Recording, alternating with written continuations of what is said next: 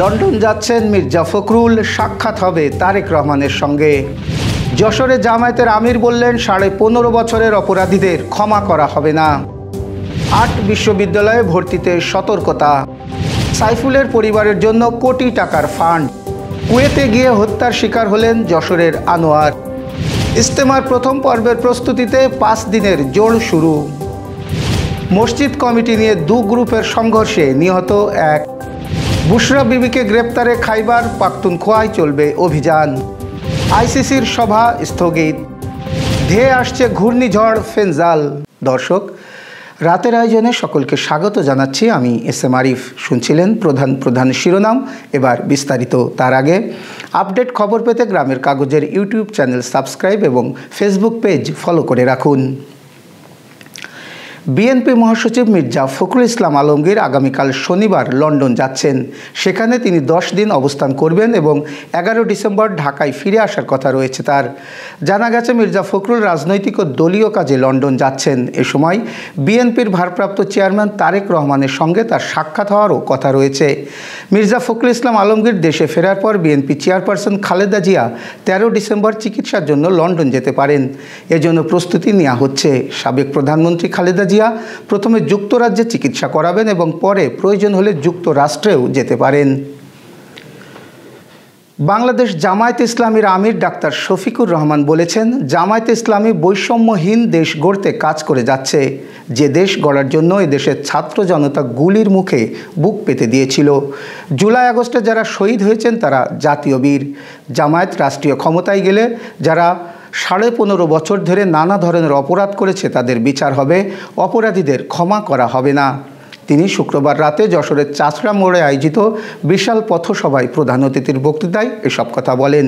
তিনি বলেন, একটি দেশের আগ্রাসনের বিরুদ্ধে যশোর থেকে প্রথম প্রতিবাদ হয়। তৎকালীন 9 নম্বর সেক্টর কমান্ডার মেজর এম.এ. জলিলের নেতৃত্বে ওই প্রতিবাদ শুরু হয়েছিল। এই কারণে যশোরকে অন্য এক মর্যাদায় দেখা হয়। তিনি বলেন, ফ্যাসিস্ট আওয়ামী লীগ বিগত 15.5 বছর ধরে জামায়াতের নেতাকর্মীদের উপর এমন কোনো জুলুম নেই যা করেনি। এক পর্যায়ে জামাতকে তারা নিষিদ্ধ করে, কিন্তু এদেশের মানুষই ফ্যাসিস্টকে নিষিদ্ধ করেছে। দেশের 8টি বেসরকারি বিশ্ববিদ্যালয়ে ভর্তি না হতে সতর্ক বার্তা দিয়েছে বিশ্ববিদ্যালয় মঞ্জুরি কমিশন ইউজিসি। এই বিশ্ববিদ্যালয়গুলো হলো IBAIS University, America Bangladesh University, the University of Comilla, Victoria University of Bangladesh, Central University of Science and Technology Dhaka, Darul Ihsan বিশ্ববিদ্যালয়, সাউদার্ন ইউনিভার্সিটি বাংলাদেশ ও কুইন্স ইউনিভার্সিটি। বৃহস্পতিবার এ সংক্রান্ত বিজ্ঞপ্তি দিয়েছে ইউজিসি। বিজ্ঞপ্তিতে বলা হয়, কেউ অনুমোদিত বিশ্ববিদ্যালয় ক্যাম্পাসে বা অননুমোদিত প্রোগ্রামে ভর্তি হয়ে প্রতারিত হলে এবং পরবর্তীতে কোনো আইনগত সমস্যা সৃষ্টি হলে কিংবা বিশ্ববিদ্যালয় বন্ধ ঘোষণা হলে এর দায় ইউজিসি নেবে না। ইউজিসির তথ্য বলছে, বর্তমানে দেশে অনুমোদিত বেসরকারি বিশ্ববিদ্যালয় 115টি, এর মধ্যে 106টি বিশ্ববিদ্যালয়ে শিক্ষা কার্যক্রম পরিচালিত হচ্ছে, আর রাষ্ট্রপতি নিয়োগ করা উপাচার্য রয়েছেন 74টি বিশ্ববিদ্যালয়ে। চট্টগ্রামে আদালত ভবনের অদূরে কুপিয়ে হত্যা করা আইনজীবী সাইফুল ইসলাম আলিফের পরিবারের জন্য ধর্ম উপদেষ্টার তত্ত্বাবধানে কোটি টাকার ফান্ড গড়ে তোলা হচ্ছে। এই ফান্ড সংগ্রহের দায়িত্বে আছে মানবিক সংগঠন আলহাজ শামসুল হক ফাউন্ডেশন। শুক্রবার সকালে চট্টগ্রামের লোহাগড়ার পান্ত্রিশা গ্রামের শহীদ আইনজীবী সাইফুল ইসলাম আলিফের কবর জিয়ারত ও মোনাজাত শেষে ধর্ম উপদেষ্টা ডক্টর আফামা খালিদ হোসেন সাংবাদিকদের এই তথ্য জানান। ধর্ম উপদেষ্টাই ফাউন্ডেশনের উপদেষ্টা। ধর্ম উপদেষ্টা বলেন, এই জঘন্য হত্যাকাণ্ডের সাথে যারা জড়িত তাদের কাউকে ছাড় দেওয়া হবে না। অপরাধীদের প্রচলিত আইনের সর্বোচ্চ শাস্তির বিধান করতে সরকার দৃঢ় প্রতিজ্ঞ। তিনি দেশবাসীকে সাম্প্রদায়িক সম্প্রীতি সুরক্ষায় সহনশীল ও দায়িত্বশীল ভূমিকা রাখার অনুরোধ জানান। বিশ্ব ইজতেমার প্রথম পর্বের প্রস্তুতি হিসেবে 5 দিনব্যাপী জোড় শুরু হয়েছে। আগামী 3 ডিসেম্বর দোয়ার মাধ্যমে এই জোড় শেষ হবে। শুক্রবার ফজরের পর টঙ্গীর টিনশেড মসজিদে আম বয়ানের মাধ্যমে আনুষ্ঠানিকভাবে জোড়ের কার্যক্রম শুরু হয়েছে। তাবলিকের মাওলানা জুবাইরের অনুসারীদের মিডিয়া সমন্বয়ক হাবিবুল্লাহ রায়হান এই তথ্য নিশ্চিত করেন। প্রতি বছর ইজতেমার আগে প্রস্তুতি হিসেবে এই জোড় হয়ে থাকে। এখানে তাবলিগের সাথীরা পুরো বছরের কাজের কারগুজারি ও বড়দের দিক নির্দেশনা গ্রহণের সুযোগ লাভ করেন। 2025 সালে 2 ধাপে বিশ্ব ইজতেমা অনুষ্ঠিত হবে। প্রথম ধাপে 31 জানুয়ারি থেকে 2 ফেব্রুয়ারি এবং দ্বিতীয় ধাপে 7 থেকে 9 ফেব্রুয়ারি অনুষ্ঠিত হবে। গাইবান্ধার গোবিন্দগঞ্জে মসজিদের কমিটি নিয়ে দ্বন্দ্বের জেরে দুপক্ষের সংঘর্ষের ঘটনা ঘটেছে। এ সময় লাঠি ও ধারালো ছুরির আঘাতে শাহিদুল প্রধান নামে একজন নিহত হয়েছেন। আহত হয়েছেন কমপক্ষে 7 জন। এই ঘটনায় 3 জনকে আটক করেছে পুলিশ। শুক্রবার জুমার নামাজের পর গোবিন্দগঞ্জ উপজেলার ফুলবাড়ি ইউনিয়নের মালাধার গ্রামে এই ঘটনা ঘটে। এবার যশোর সহ আঞ্চলিক সংবাদ। স্বপ্ন পূরণের আশায় কুয়েত গিয়ে সহকর্মীর হাতে প্রাণ দিতে হয়েছে যশোর সদর উপজেলার চাঁদপাড়া গ্রামের আনোয়ার হোসেনের। চাকরির পাশাপাশি ব্যবসা করতেন আনোয়ার। সহকর্মী মানিকগঞ্জের রুবেল ব্যবসার টাকা আত্মসাৎ করলে টাকা ফেরত চাওয়ায় কয়েকজন মিলে গলা কেটে হত্যা করে আনোয়ারকে। তবে 3 দিন পর বিষয়টি নজরে আসে কুয়েত পুলিশের। ঘাতক রুবেল সহ 5 জনকে আটক করে পুলিশ।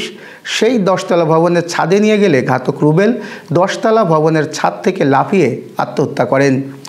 শনিবার নিজ বাড়িতে লাশ হয়ে ফেরেন আনোয়ার হোসেন। এ সময় এলাকায় কান্নার রোল পড়ে। আনোয়ার হোসেনের অকাল মৃত্যু কিছুতেই মেনে নিতে পারছেন না স্বজনসহ স্থানীয়রা। যশোর জেলা কৃষক দলের ইউনিয়ন কৃষক সমাবেশ সফল করার লক্ষ্যে সমন্বয় সভা হয়েছে। শুক্রবার প্রেস ক্লাব যশোরে এই সভা হয়। এতে প্রধান অতিথির বক্তৃতা করেন বিএনপির খুলনা বিভাগীয় ভারপ্রাপ্ত সাংগঠনিক সম্পাদক অনিন্দ ইসলাম অমিত। যশোর জেলা ইজতেমা শুরু হয়েছে। জুম্মার নামাজের পর আমবায়নের মধ্য দিয়ে যশোরের উপশহর মার্কাজ মসজিদ চত্বরে ইজতেমা শুরু হয়। 3 দিন ব্যাপী চলবে এই ইজতেমা। শুক্রবার যশোর ক্লাবে বাংলাদেশ হিন্দু বৌদ্ধ খ্রিস্টান কল্যাণ ফ্রন্ট জেলা শাখার উদ্যোগে কর্মী সম্মেলনে প্রধান অতিথির বক্তৃতা করেন জেলা বিএনপির আহ্বায়ক অধ্যাপক নার্গিস বেগম। যশোরের হামিদপুর স্কুল মাঠে ফতেপুর ইউনিয়ন জামায়াতে ইসলামের উদ্যোগে কর্মী সম্মেলন ও ইসলামী সাংস্কৃতিক অনুষ্ঠান হয়েছে। শুক্রবার এ আয়োজনে প্রধান অতিথির বক্তৃতা করেন জামায়াতে ইসলামের কেন্দ্রীয় কর্মী পরিষদের সদস্য মাওলানা আবুল কালাম আজাদ। খুলনার পাইকগাছা উপজেলা ও পৌর বিএনপির যৌথ উদ্যোগে সম্প্রীতি সমাবেশ অনুষ্ঠিত হয়েছে। শুক্রবার বিকেলে পৌরসভা চত্বরে তারেক রহমানের 31 দফা বিনির্মাণে সম্প্রীতির এই সমাবেশ আয়োজন করা হয়। উপজেলা বিএনপির সভাপতি ডাক্তার আব্দুল মজিদের সভাপতিত্বে সমাবেশে প্রধান অতিথি ছিলেন সাবেক বিএনপি চেয়ারপারসনের উপদেষ্টা কবি সাংবাদিক অধ্যাপক আব্দুল হাই শিকদার। বিশেষ অতিথি ছিলেন জিয়াউর রহমান ফাউন্ডেশনের পরিচালক সাংবাদিক আমিরুল ইসলাম কাগজি। এবার খেলার সংবাদ। আগামী বছর পাকিস্তানের মাটিতে অনুষ্ঠিত হওয়ার কথা রয়েছে চ্যাম্পিয়ন্স ট্রফির, কিন্তু পাকিস্তানে গিয়ে এই টুর্নামেন্টে অংশ নিতে চায় না ভারতীয় দল, যার ফলে পিসিবিকে হাইব্রিড মডেলের প্রস্তাব দিয়েছে বিসিসিআই। যে সিস্টেমে ভারতের ম্যাচগুলো হবে সংযুক্ত আরব আমিরাতে, এছাড়া বেশিরভাগ ম্যাচ হবে পাকিস্তানে। ভারতের এই প্রস্তাব প্রত্যাখ্যান করেছে পাকিস্তান ক্রিকেট বোর্ড।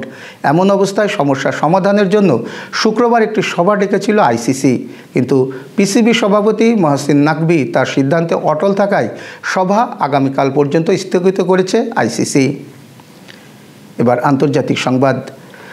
পাকিস্তানের সাবেক প্রধানমন্ত্রী ইমরান খানের স্ত্রী বুশরা বিবিকে গ্রেপ্তারের সিদ্ধান্ত নিয়েছে দেশটির জাতীয় জবাবদিহি ব্যুরো। সম্প্রতি ইসলামাবাদে ইমরান খানের দল পিটিআইয়ের বিক্ষোভের নেতৃত্ব দিয়েছেন বুশরা। এরপর থেকেই তিনি পাকিস্তান জুড়ে আলোচনার কেন্দ্রে চলে এসেছেন। গত 26 নভেম্বর সারা দেশ থেকে ইমরান খানের মুক্তির দাবিতে তার সমর্থকেরা পাকিস্তানের রাজধানী ইসলামাবাদে এসে জড়ো হয়েছিল। আন্দোলনকারীদের লক্ষ্য ছিল ইসলামাবাদের রেড জোন হিসেবে পরিচিত ডি চক এলাকায় অবস্থান নেওয়া। ইসলামাবাদে পিটিআইয়ের বিক্ষোভের নেতৃত্ব দিয়েছেন ইমরান খানের বর্তমান স্ত্রী বুশরা বিবি। গত মাসে কারাগার থেকে মুক্তি পেয়েছিলেন তিনি। Renaissance Hospital and Diagnostic Centre. রেনেসাতেই মিলছে কম খরচে উন্নত সেবা, তাই নিশ্চিন্তে আমাদের সেবা নিন, সুস্থ থাকুন। Renaissance Hospital and Diagnostic centre, সদর হাসপাতাল মোড়, দরাটানা, যশোর। দর্শক, শেষ করব আবহাওয়ার সংবাদ দিয়ে। চলতি সপ্তাহের শেষে বঙ্গোপসাগরে অবস্থান করা একটি লঘুচাপ ঘনীভূত হয়ে একটি ঘূর্ণিঝড়ে রূপ নিতে পারে বলে আশঙ্কা করছেন আবহাওয়াবিদরা। ঘূর্ণিঝড়টি সৃষ্টি হলে সৌদি আরবের দেওয়া নামানুসারে এর নাম হবে ফেনজাল। তবে তারা বলেছেন, লঘুচাপ ঘূর্ণিঝড়ের রূপ নিলেও তা বাংলাদেশে আঘাত আনার সম্ভাবনা কতটুকু তা এখনও স্পষ্ট নয়। দক্ষিণ বঙ্গোপসাগরে মৌসুমের স্বাভাবিক লঘুচাপ অবস্থান করছে, যার বর্ধিতাংশ উত্তর বঙ্গোপসাগর পর্যন্ত বিস্তৃত রয়েছে বলে জানিয়েছে আবহাওয়া অধিদপ্তর। অবশ্য ঘূর্ণিঝড়ের প্রভাবে খুলনা, বরিশাল ও চট্টগ্রাম বিভাগে বৃষ্টিপাতের আশঙ্কা রয়েছে। এই ঘূর্ণিঝড় সরাসরি পশ্চিম দিকে অগ্রসর হয়ে ভারতের তামিলনাড়ু রাজ্য ও শ্রীলঙ্কার উপরে আঘাত করার আশঙ্কা রয়েছে। এর সম্ভাব্য প্রভাবে বাংলাদেশের খুলনা, বরিশাল ও চট্টগ্রাম বিভাগে বৃষ্টিপাতের আশঙ্কা রয়েছে। আবহাওয়া অধিদপ্তর বলছে, খুলনা, বরিশাল ও চট্টগ্রাম বিভাগের দু এক জায়গায় হালকা বৃষ্টি হতে পারে। ভারতের আবহাওয়া অফিস সূত্র জানিয়েছে, শুক্রবার দুপুরে তামিলনাড়ুর চেন্নাই থেকে 770 কিলোমিটার দক্ষিণ পূর্বে অবস্থান করছে ঘূর্ণিঝড় ফেঞ্জাল। আগামী 12 ঘন্টার মধ্যে তা আছড়ে পড়তে পারে। আগামী দুদিনে তামিলনাড়ুর উপকূল হয়ে ফেঞ্জাল উত্তর পশ্চিমে শ্রীলঙ্কার উপকূলের দিকে এগিয়ে যাবে। এই ছিল আজকের আয়োজন। সাথে থাকার জন্য ধন্যবাদ।